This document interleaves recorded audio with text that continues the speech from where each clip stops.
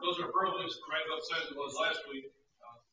Nate Meacham, Evelyn Mitchell, Shree Atkins, Brian Martin, brother Doug Opage, Billy Ball, Melvin Spray, Paul Brown, Jim Higgs, Kim Miller, Wayne Ellis, Amy McKellar, Danny Butler, and George Hall's father, Franklin Bell. Many of these we know were found with serious illnesses and undergoing a lot of treatments. Please keep these families in thoughts and prayers this week. Silence for today, our opening prayer, be led by Brother Ron Bartlett, closing prayer, Brother Dustin Dixon, and Brother Bobby Moe has a reading from Luke 15, and Brother Kirk Caton has a psalm service. If I'll lift anything off, please sing for services, and I'll let that to our announcements tonight.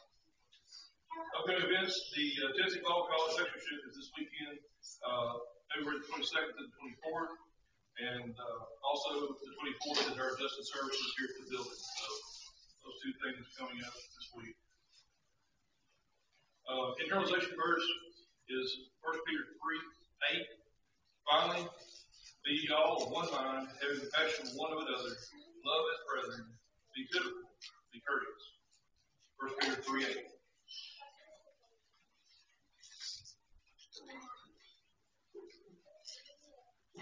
First song this morning is 282. I know that my Redeemer lives. 282. At this song, we'll have our scripture reading. All sing together. I know that my Redeemer lives and has a praise for me. I know eternal life He gives from sin and sorrow free. I know that my Redeemer lives. I know eternal life He gives. I know that my Redeemer lives, that my Redeemer lives. He wills that I should wholly be in word and thought in thee. Then I His holy face may see, when from this earth I free. I know that my Redeemer lives. I know eternal life He gives. I know that my Redeemer lives, and my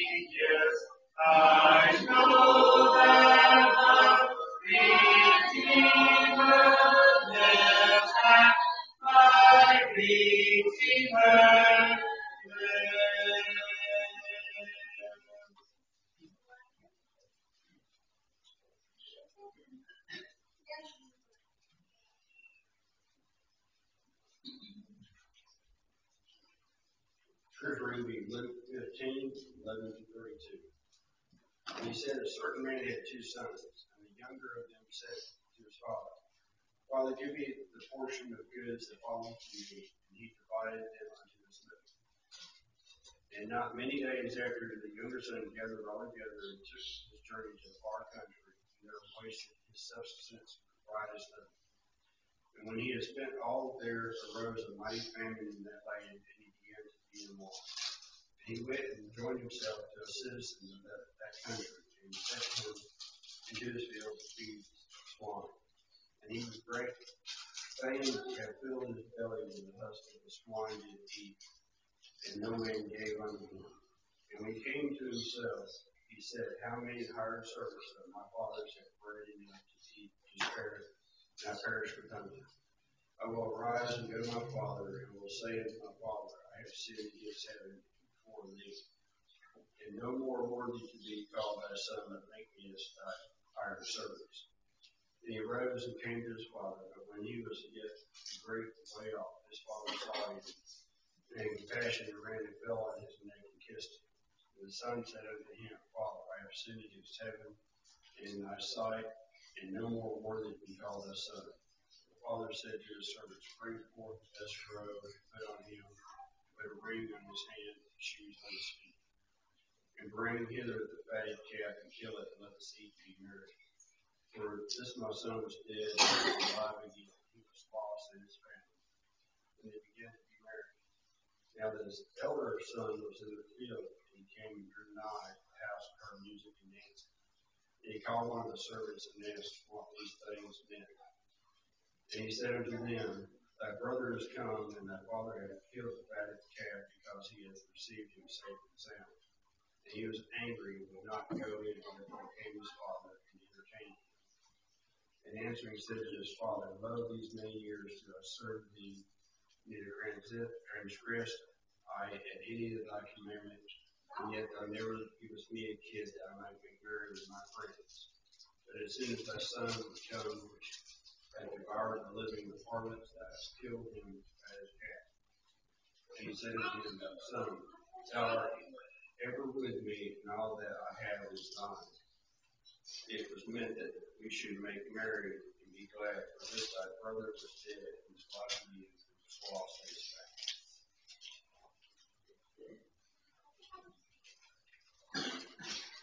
Our song before we go to God in prayer will be 732. 732. We praise thee, O God.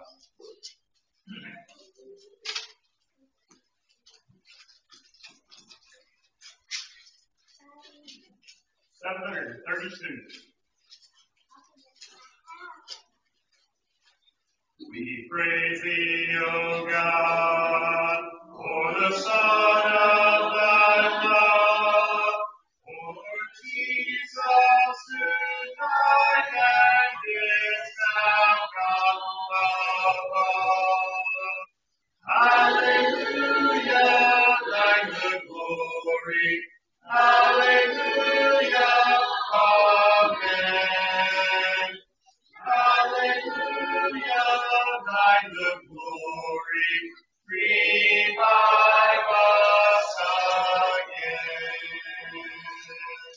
We praise thee, O God, for the Spirit of life, who has shown us our Savior and scattered our night. Hallelujah, thine the glory. Hallelujah, amen. Hallelujah, thine the glory. Revive us again. All glory and praise to the Lamb that was slain, who has borne all our sins and has cleansed every stain. Hallelujah, thine the glory. Hallelujah,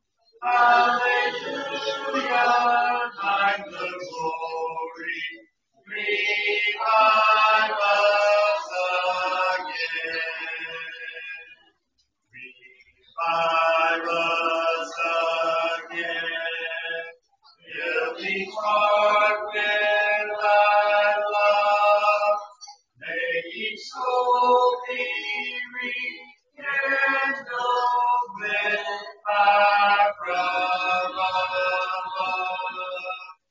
Hallelujah, thine the glory. Hallelujah, amen.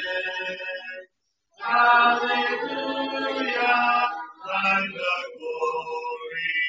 Revive us again.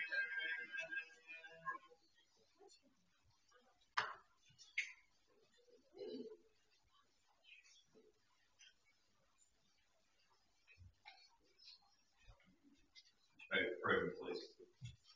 Dearest Heavenly Father, thank you for this day.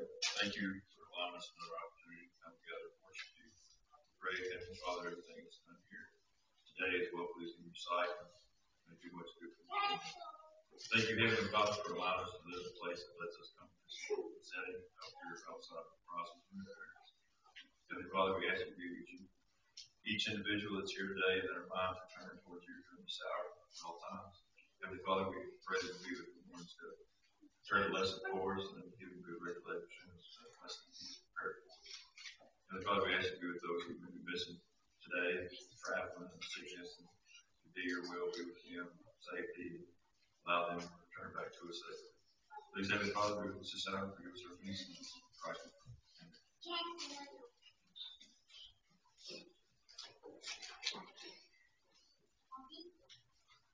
Our next song will be 613. 613. Take my life and let it be.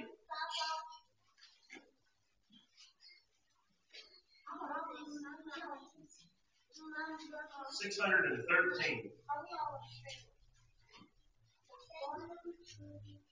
Take my life and let it be consecrated, Lord, to thee. Take my moment and my days, let them flow with ceaseless praise.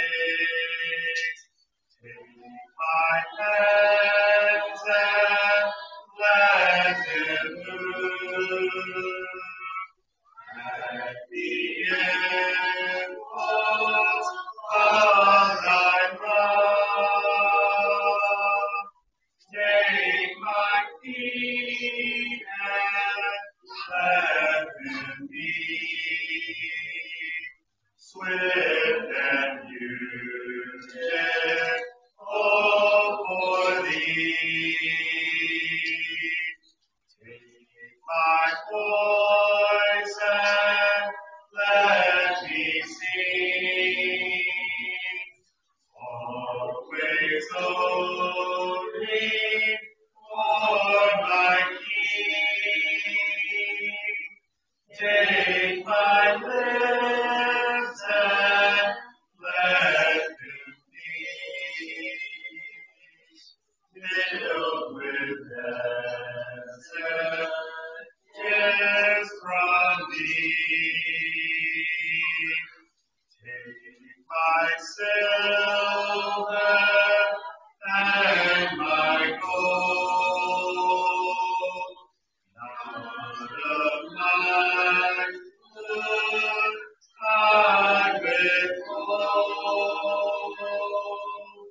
Take my hand, collect and use every mouth that thou shalt choose. Take my will and make it thine. It shall be no longer mine. Take my heart, it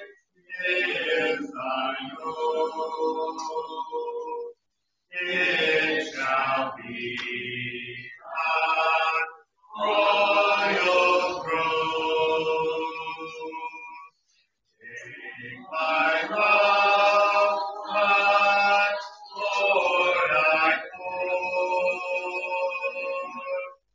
As I feed its precious store, take myself and I will be ever only all for thee. This time, we'd like to mark the song of encouragement. It'll be 380, 380, Just As I Am. We'll sing that after the extension of the Lord's invitation.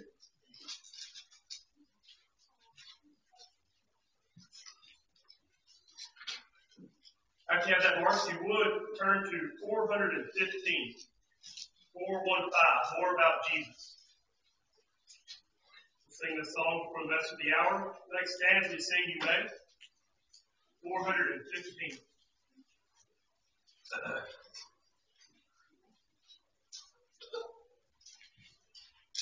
More about Jesus would I know, more of His grace to others show, more of His saving fullness see, more of His love to die for me. More about Jesus. More about Jesus. More of His saving fullness see. More of His love to die for me. More about Jesus let me learn. More of His holy will discern.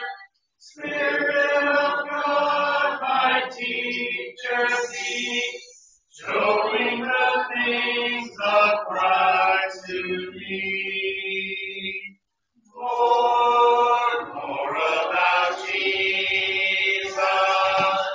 More about Jesus. More of His saving fullness see. More of His love to die for me. More about Jesus on His throne.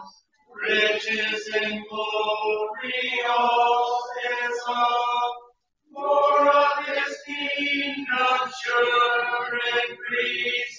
More of His coming Prince of Peace. More about Jesus. More about Jesus. More of His saving fullness see. More of His love to die for me.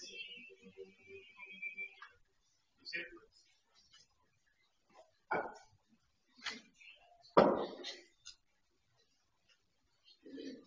want to welcome you this morning. Appreciate your presence. Good to see you. Good to be with you. Great to have this opportunity to worship God, to study His Word, to think about our lives, and to think about our eternal destiny. Consider what God has to tell us in that life.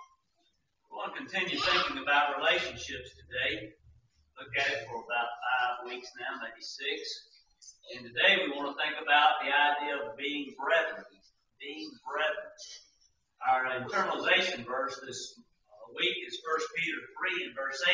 Finally, be ye all of one mind, having compassion one of another, love as brethren, be pitiful, be courteous.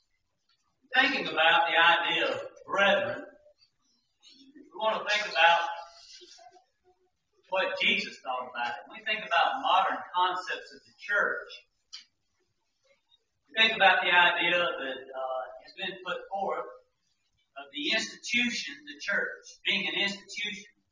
And And that's true in that respect. It is an institution established by God. But when we think about the institution of the church and how people have categorize the church, when you think about an institution, you think about more along the lines of a business aspect. You think about terms that are used now in the church, about designation of people who are in positions of the church. You think about associate minister, or maybe the director of music and things like that. It's more of a business-like atmosphere that is placed upon the church. And so we think about it in that respect to some degree. Also, you think about the church as being a sanctuary, a place where we go to have a period of worship and offer our worship to God. And again, that's true in that respect. It is a group of people that are set aside to offer up worship to God. But many times when you think about the sanctuary, you get into the ceremonial aspect of it, the things that are done in worship. But if you want to think about how we think about the church, we need to look about what Jesus thought about brethren and brothers and sisters in Christ. We want to focus on that aspect of it because that's very important. Sometimes when we use the term brethren, it kind of has a general meaning to it, and we don't look at what the actual idea behind being brothers and sisters in Christ is. And I want us to get an idea of how deep that gets in or what should be in our thinking about how we are related as brothers and sisters in Christ. Jesus placed a much different view than that of what the world sees on it when we think about the church. Think about what Jesus said in John 20 and verse 17 after he was resurrected from the grave and he met Mary there in the garden. He says in verse 17 of John 20, Jesus said unto her, touch me not, for I am not yet ascended to my Father. But go to my brethren and say unto them, I ascend unto my Father and your Father, and to my God and your God. Jesus placed this idea of brethren in the concept of how our relationship to each other is to God and how our relationship individually is to God. He saw it as a deep, abiding, intimate relationship. And that's what we think about or should think about when we think about we're brothers and sisters in Christ. We're a family, and that's how Jesus Christ wanted to see. God is our Heavenly Father, and we as brothers and sisters in Christ connected together as a holy family with great love and deep feelings for one another. And that's what we want to center our thoughts upon this morning. How deep are our feelings for one another? And are they in light of what Jesus intended when He established the church? You think about what Paul had to say when he thought about his brothers and sisters in Christ. Think about what he said to the Corinthians in 1 Corinthians 15 and 58. He said, therefore, my beloved brethren. To the Philippians, he said this, therefore, my brethren, dearly beloved and longed for, my joy, my crown, so stand fast in the Lord, my dearly beloved. To the Thessalonians, he said this in 1 Thessalonians 1, verse 3, remembering without ceasing your work of faith and labor of love and patience of hope in our Lord Jesus Christ in the sight of God our Father. And then verse 4, knowing, brethren, beloved, your election of God. We think about what Paul had to say about those people that were connected to him in the church. Every time he discussed something with them or wrote to them, his description of them was beloved. He had deep internal feelings for these people. He cared deeply about them. We think about the church. Do we today, as the church, as brothers and sisters in Christ, have this deep abiding feeling within us towards one another like was intended by Jesus Christ and was portrayed in the writings of Paul? That's the question that I have to ask myself and that I want you to ask yourself. Do I have that intimate feeling towards my brethren that I should have? You know, you think about the idea of brotherly love. And that's kind of what we're focusing on here in this particular idea is brotherly love. The Bible, the New Testament specifically mentions the idea of having brotherly love 4 times. And I want us to look for just a minute at these. We can look at these different verses right here, and that can summarize the total of what we were talking about it and the idea of having love for one another and caring about one another. The 4 verses are found Romans 12:10, 1 Thessalonians 4:9, Hebrews 13:1, in 2 Peter 1:7.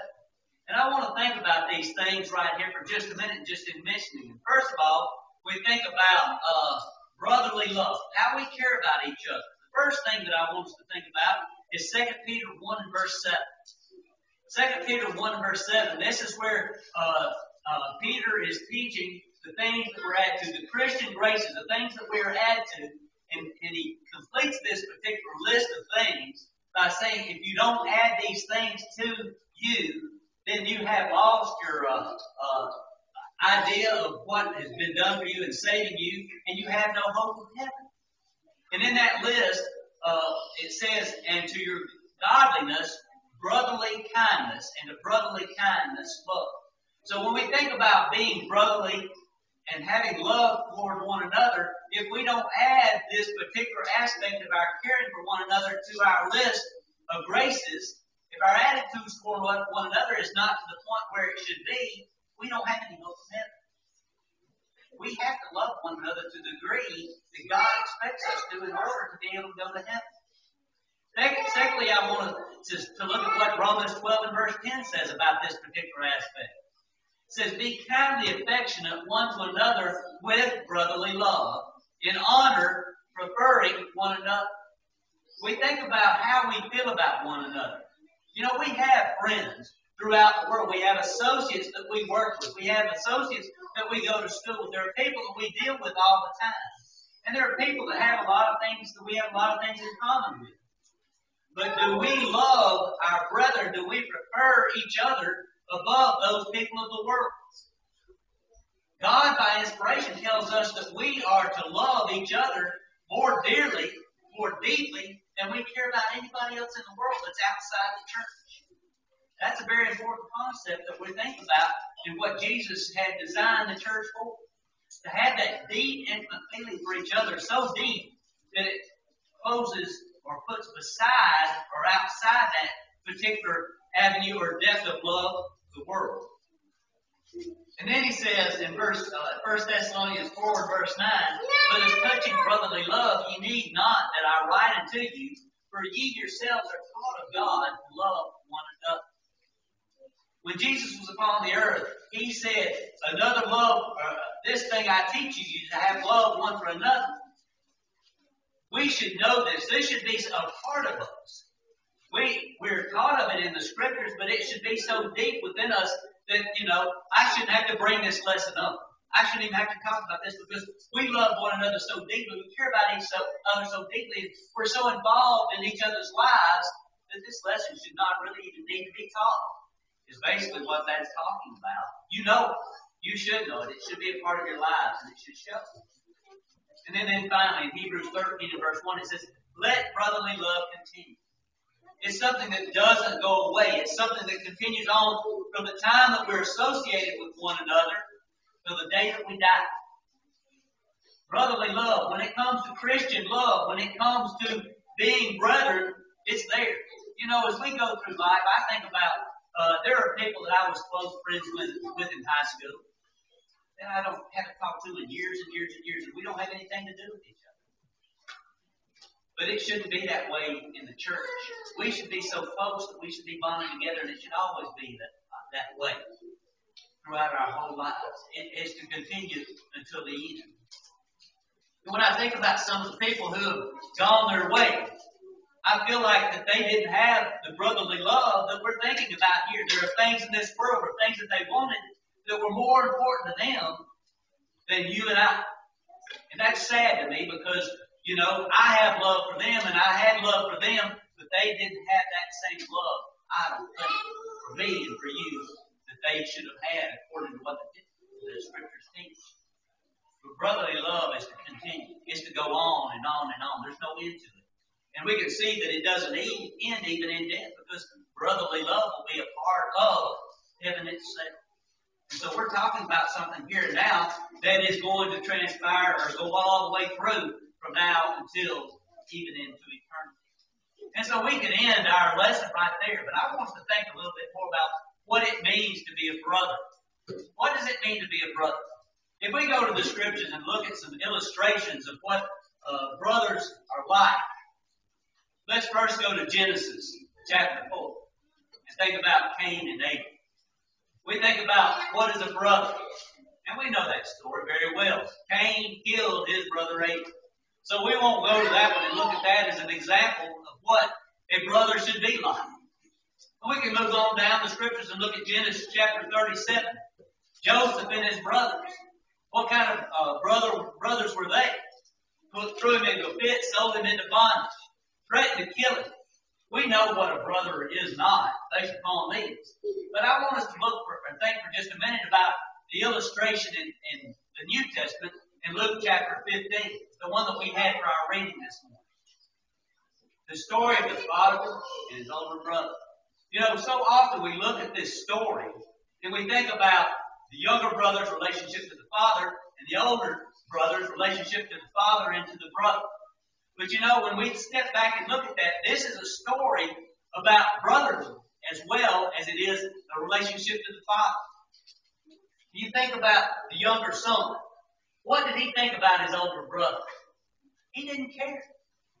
Father, give me the things that are mine. And what did he do? He left his older brother behind.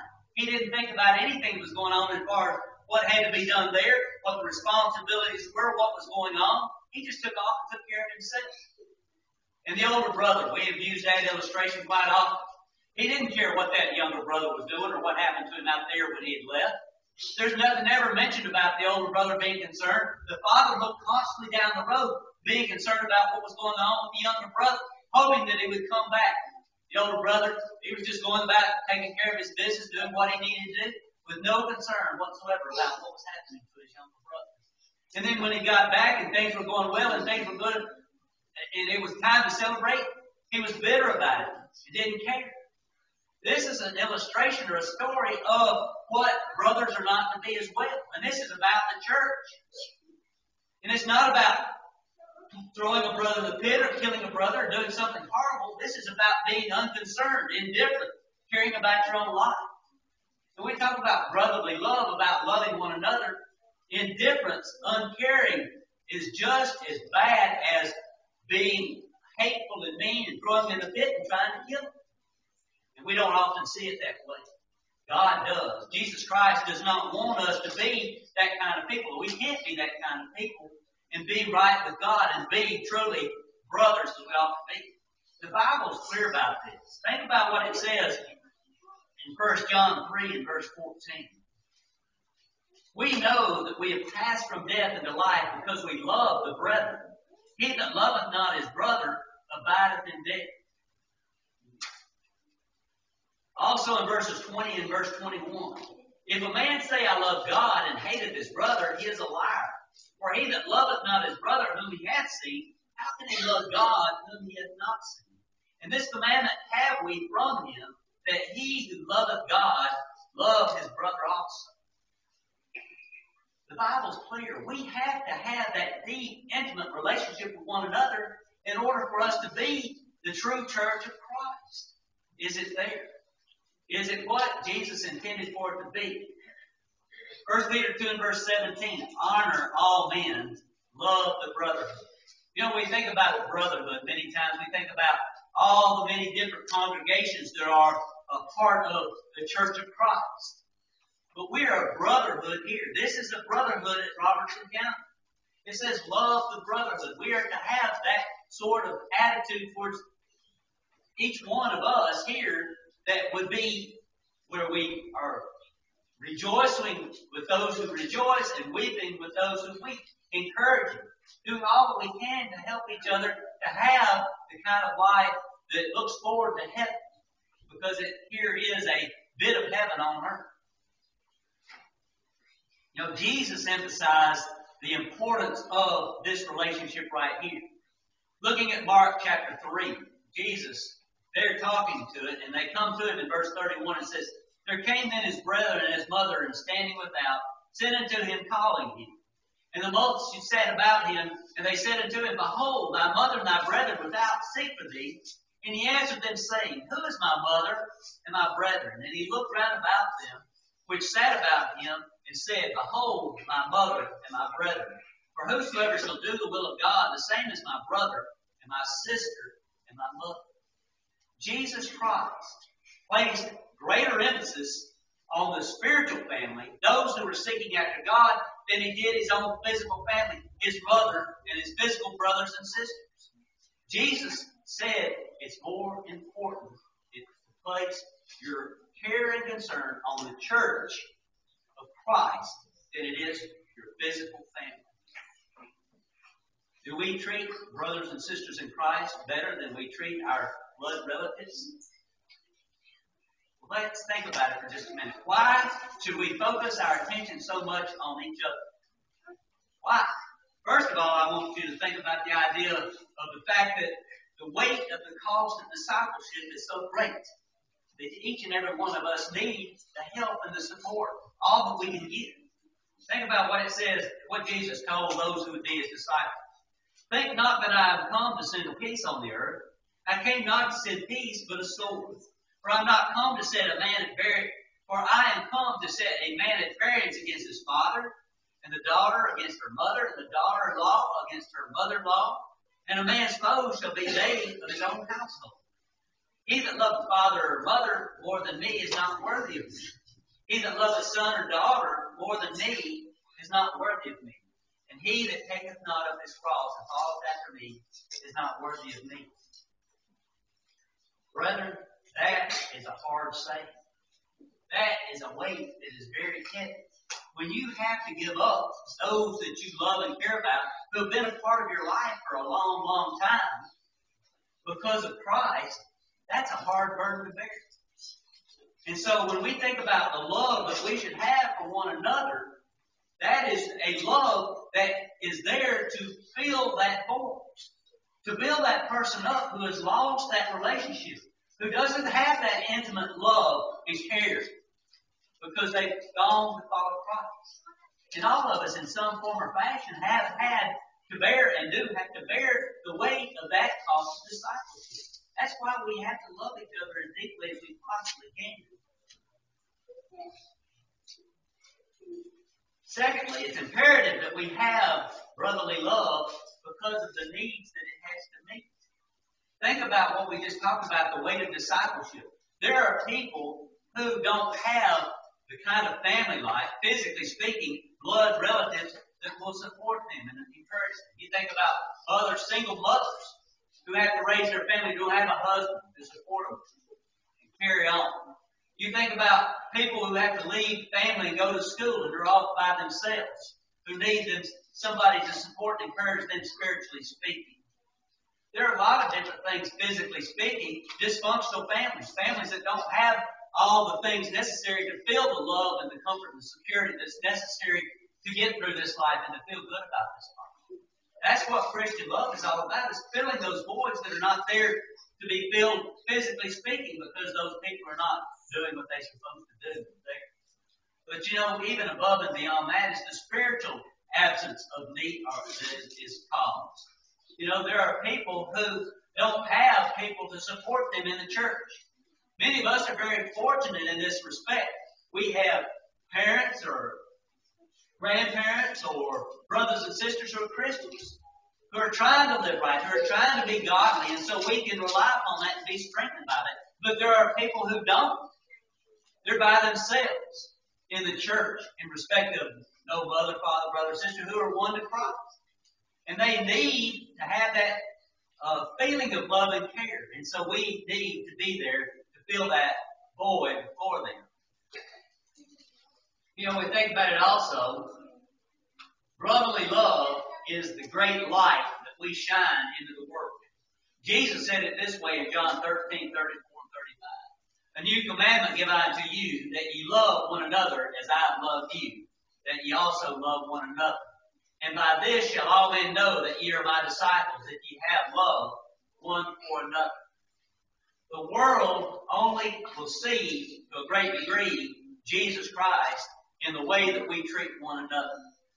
How many times have you heard in the past, you heard about what happened to that congregation down there? Biggest bunch of fighting going on I've ever seen. What kind of light is that? We're not to have it that way. We are to be loving towards one another. I don't know that I've ever heard it said, well, maybe I have, They're a loving bunch down there. They treat each other right. They're looking out for each other. They take care of each other. That should be the way it should be. You know, when people see that, what do they want? They want to be a part of that. Talking about the void or the need we all have. That's what we're talking about when we're talking about brotherly love, shining forth the light. Jesus made it a point to say, that's how you're going to show that you are my disciple.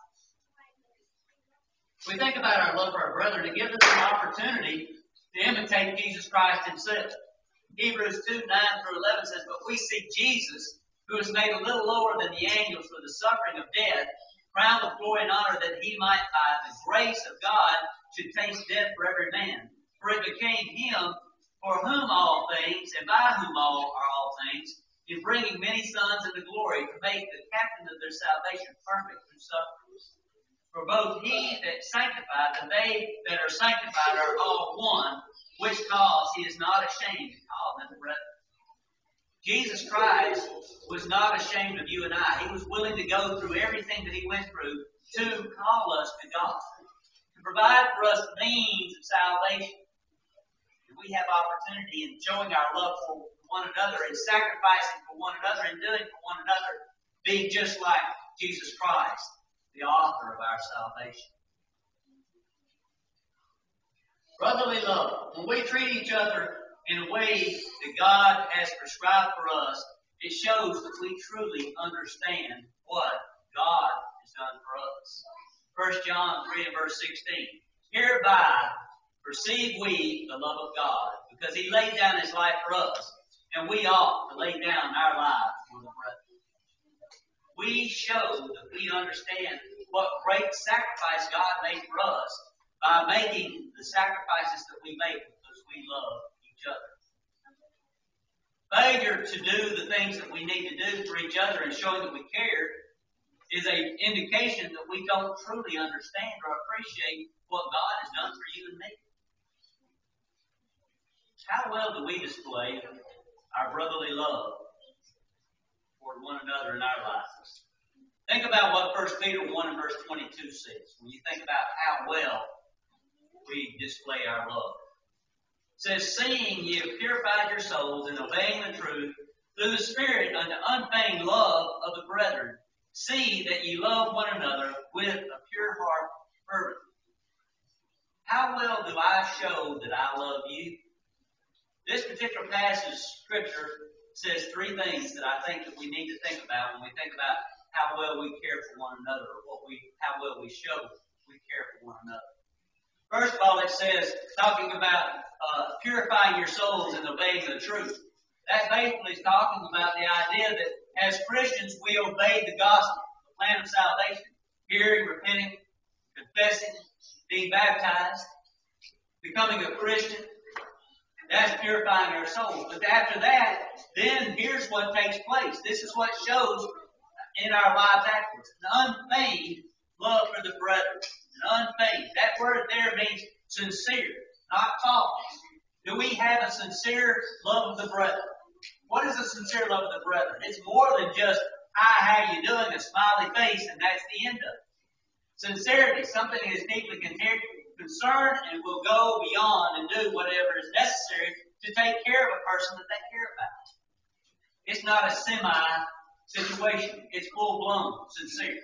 And then the second thing that's found in that is fervent. Fervent. With heat. Intense. How intense is my love for the brethren? How intense is my love for the church here? How hard am I trying to make people feel good, feel welcome, feel a part, be involved?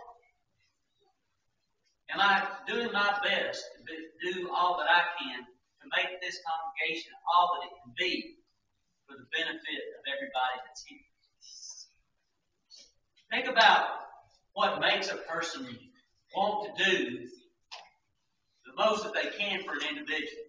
Think about what was said in Luke 16, there in the parable or the story of Jesus. Luke 16, 27 and 28. Then he said, I pray thee therefore, Father, that thou wouldest send him to my father's house.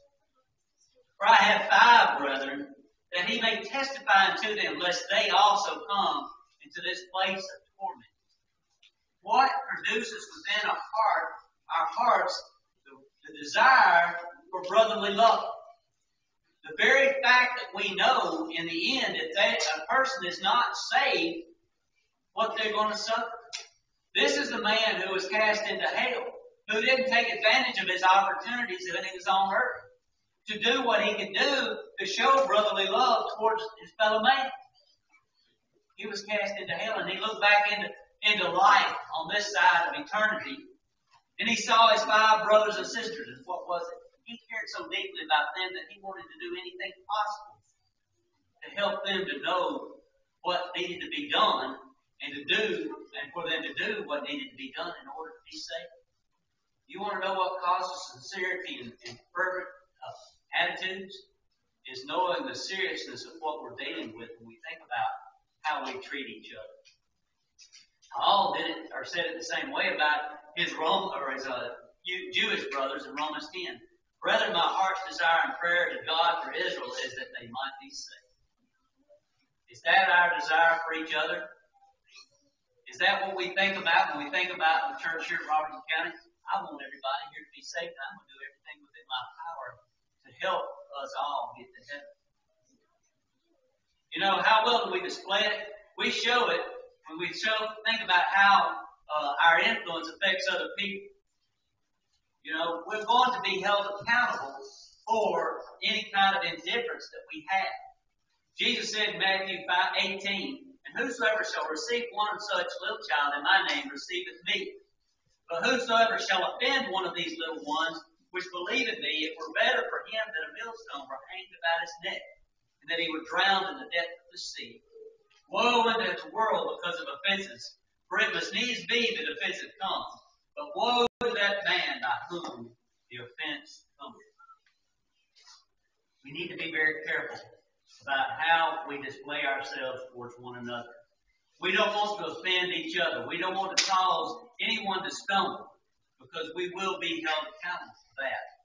And brotherly love towards one another defends against indifference. You know, we show brotherly love in the way that we talk, what we say to people. It's not always easy to be a brother and to say the things that need to be said. You think about it. 1 Thessalonians 5 and verse 14. Now we exhort you, brethren, warn them that are unruly, comfort the feeble-minded, support the weak, be patient toward all men. It's not always just a pat on the back and I love you and glad to see you type of situation when we talk about brotherly love. There's a such thing as hard love. And we have to practice that as brethren as well. We have to hold each other accountable to God. And so it's not always easy to show brotherly love, and sometimes brotherly love is not interpreted in what is intended when we speak to each other and what we have to say to each other. Think about this. Paul in Galatians chapter 2 said, I withstood Peter to the face because he was blameless. Peter had made a mistake. Paul withstood him as a brother because he loved him and cared about him and knew that he had made a mistake. But think about what Peter had to say about Paul in 2 Peter 3 in verse number 15. He said there, our beloved brother Paul. Peter appreciated and loved Paul because of what he had said to him and what he had done for him. We love one another. And so we try to encourage each other to do the right thing. Sometimes that's not easy. When a person does something wrong, as brothers and sisters, we have to do everything that is in our power to try to encourage them and restore them. Galatians 6 and verse 1 says, brethren, if a man be overtaken in a fault, ye with your spiritual restore such a one in the spirit of meekness, considering thyself, lest thou also be tempted. That's brotherly love. Going to the brother and saying, that's wrong. You need to straighten that out.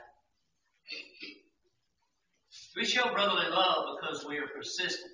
We persevere in our desire to be with one another, to encourage one another, and to hold each other accountable. 2 Thessalonians 3 says, but ye, brethren, be not weary in well-doing, And if any man obey not our word by this epistle, note that man and have no company with him, that he may be ashamed. Yet count him not as an enemy, but admonish him as a brother. Even when someone is outside the fold of safety, even if someone has fallen, we need to do everything within our power to bring him back, or her back, into the fold of safety. But we're not to mistreat them to try to get them back, not just to get them told, but we're to do everything we can to encourage them to come back, looking at them as ourselves if we were in the same situation. And it all falls down, I think, to the last thing, in that we show our brotherly love and how well we are able to forgive one another. Luke 17, Jesus said, "It is impossible but that offenses will come, but woe to him that through whom they come. It were better for him that a millstone were hanged about his neck, be cast into the sea, than he that should offend one of these little ones. Take heed to yourselves. If thy brother trespass against thee, rebuke him. And if he repent, forgive him. And if he trespass against thee 7 times a day, and 7 times a day turn again to thee, saying, I repent, thou shalt forgive him." Brotherly love is going to require that we have the spirit of forgiveness. We will be what we need to be if we recognize that we, like anyone else, can fall into sin, and we have to be the compassionate, forgiving people.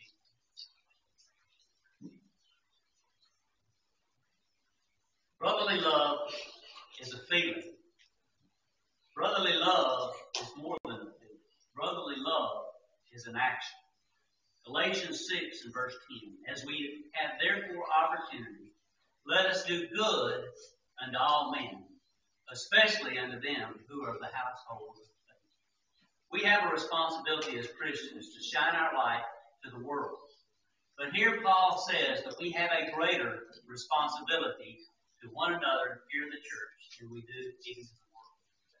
And let us always remember that we are one together in the Lord as brothers and sisters. If you think about brotherly love and the bond that holds us together as brethren, we always are growing towards or moving towards being better at it. The bond of brotherly love requires us to build our faith in God and hope towards eternal life. It also helps us to have brotherly love to do that. 1 Thessalonians 3, 7, 8, and 9 says, "Therefore, brethren, we are comforted over you in our affliction and distress by your faith. For now we live if ye stand fast in the Lord. For what thanks can we render to God again for you, for all the joy wherewith we joy, for your sakes before our God? Does it bring joy in your hearts when you see faithful brethren living as they ought to be?" So often, and it's human nature for us to look around, and it's easy for us to pick out where people have fallen down, or where they've made their mistakes, or what they've done wrong. But when it comes to the Church of Christ, we need to be aware of what's going on in each other's lives. We need to be there for each other. But we also need to be able to look and see where and how and what each of us have done, and where we've been a benefit to the church or an encouragement to the church as well, and to think highly of each other along those lines. Look for the good in one another. That's a part of brotherly love as well.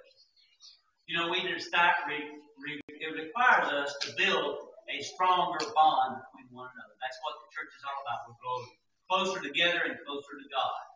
In order for us to do that, it requires time and effort. Are we putting enough time and effort into our Christian brotherhood, our church family, so that we are growing closer together and being what Jesus Christ died for? If you're not a child of God, it begins there by being obedient to what Jesus says. There is no greater relationship, as we've looked at, in the bonds of Christian brotherhood. Not here on the earth. It was not intended any other way. Not blood relationships, not business relationships, not any kind of relationship. The greatest relationship that a person can have is with the Church of Christ and being a child of God. You do that by becoming a Christian, by being baptized into Christ.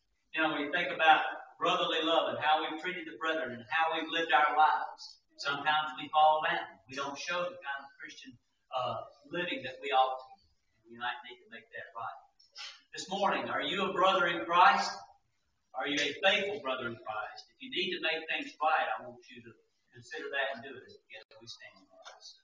Just as I am without thee,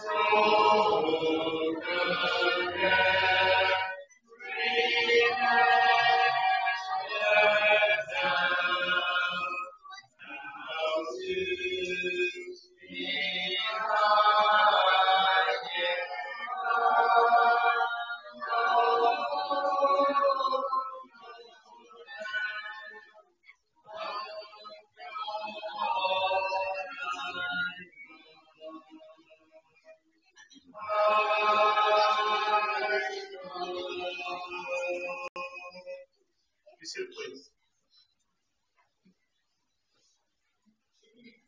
Song to help prepare our minds and taking the Lord's Supper will be 764. 764. When we meet in sweet communion.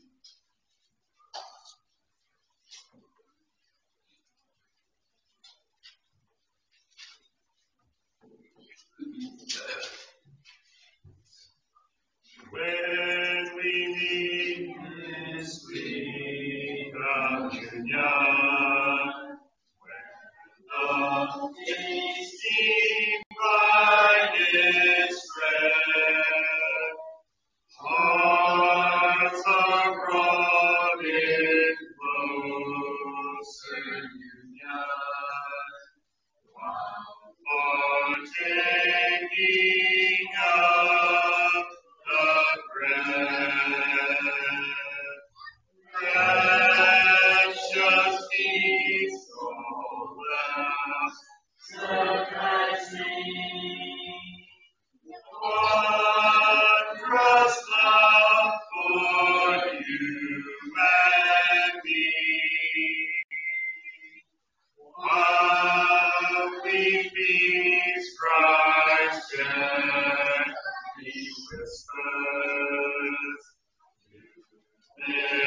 in my head, glory.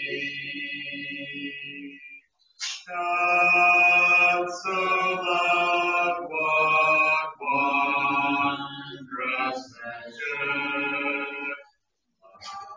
and gave the best of death for us with that matchless treasure.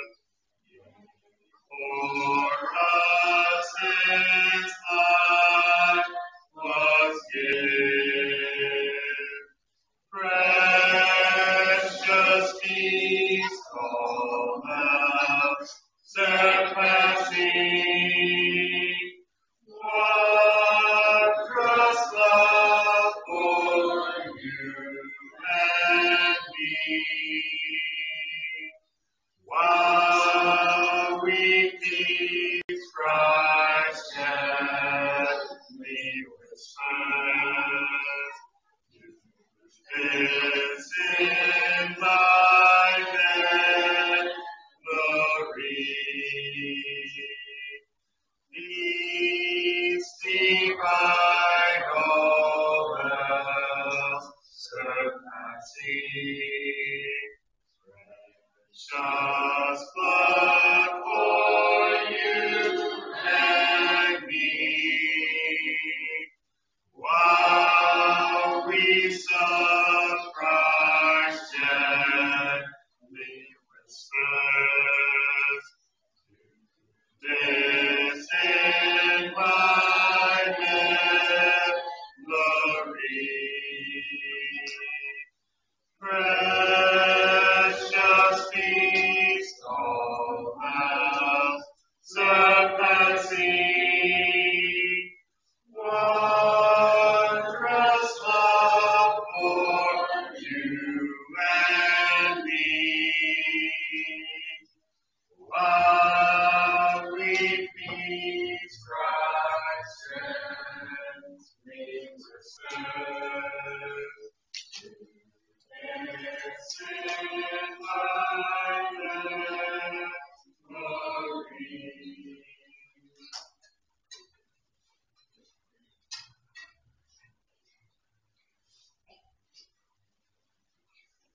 Our God and our Father in heaven, come to you now with nothing to spread your supply of Christ.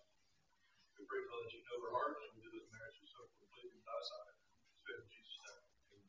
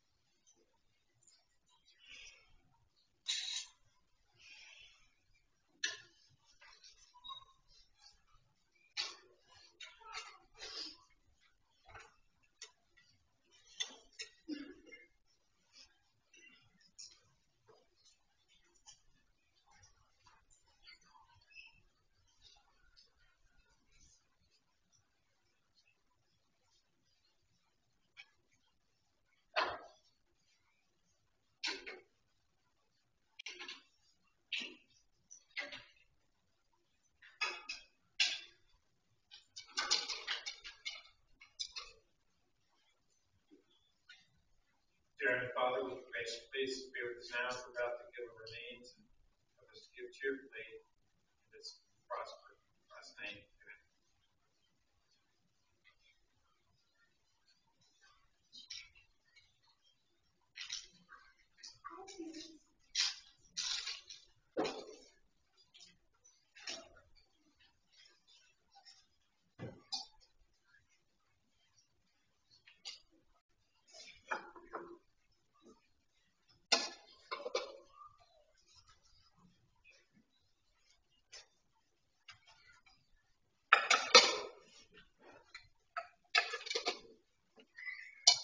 Thank you all for being here today. Hope you can be back with us tonight at 6 p.m. for evening service. I want to add Kyle and Reagan to our prayer list. They're home sick today. So add them to your prayers and thoughts this week. If you'd like to stand as we sing a song, you may. We'll sing 456, No Tears in Heaven. And then we'll have our closing prayer, 456.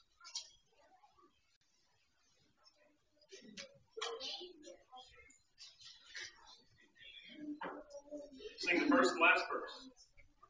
No tears in heaven, no sorrows given, all will be glory in that land. There'll be no sadness, all will be gladness, when we shall join that happy band. No tears, no tears, no tears up there. Sorrow and pain will all have flown. No tears, no tears, no tears up there. No tears in heaven will be known. Some morning yonder will cease to ponder for things this life has brought to you.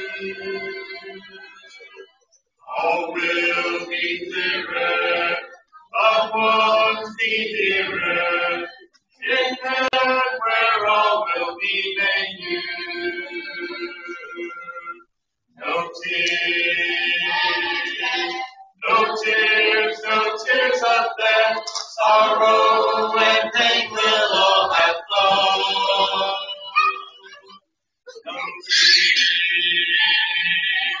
No tears, no tears up there. No tears in heaven will be known. Really, Father, thank you for us to come here and worship your word. Many things that were said here today is done according to thy will.